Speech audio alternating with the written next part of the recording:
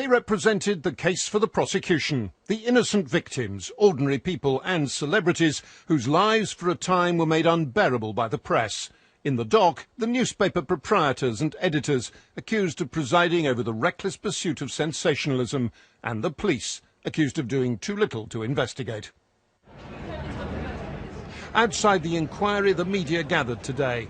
The question many were asking, would the judge, Lord Justice Leveson, for the first time propose giving Parliament an explicit role in regulating newspapers? He did, and the industry wasn't happy. I don't want the message to go out from this country that the UK is bringing in a press law. But we do now have to make a fresh start with a new body, and that is now what I'm going to do my best to achieve. Lord Justice Leveson's central recommendation is for a new independent regulator for the press, paid for by the industry. It would have powers to handle complaints and levy fines of up to £1 million. But crucially, the new regulator would be overseen by another backstop body established by Act of Parliament, perhaps the existing media watchdog Ofcom. That's not the same, Lord Justice Leveson insists, as government or political control. This is not and cannot reasonably or fairly be characterised as statutory regulation of the press. But the press insists that giving politicians any say, however small, is to cross a symbolic line. At The Independent, they like the report's emphasis on, well, independent regulation, and they agree the present system of self-regulation's failed. But they say the report goes too far. It is going to require the involvement of MPs.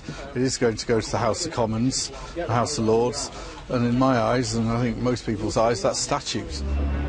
The problem for the newspapers is that while they're all agreed they don't want MPs meddling, they haven't been able to agree among themselves on a better system. In particular, what happens if one of their number refuses to sign up to an independent regulator? Lord Justice Leveson's got an answer for that. He says such a newspaper should be regulated by the government's watchdog, Ofcom.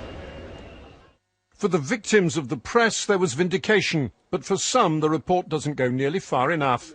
Margaret Watson's daughter Diane was murdered. Her son committed suicide after the press blackened Diane's name. I just feel that it just didn't go anywhere near what I thought it would.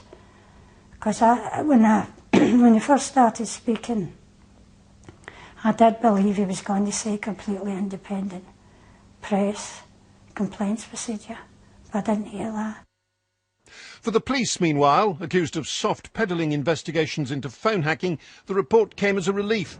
Relations between some journalists and senior officers were too cosy, but, says the report, there's no evidence of corruption. Lord Justice Leveson must have hoped he'd found a way to satisfy all sides. He hasn't, as he probably suspected. But he has come up with an ingenious scheme to create a watchdog he says would both have teeth and be independent. Nick Hyam, BBC News.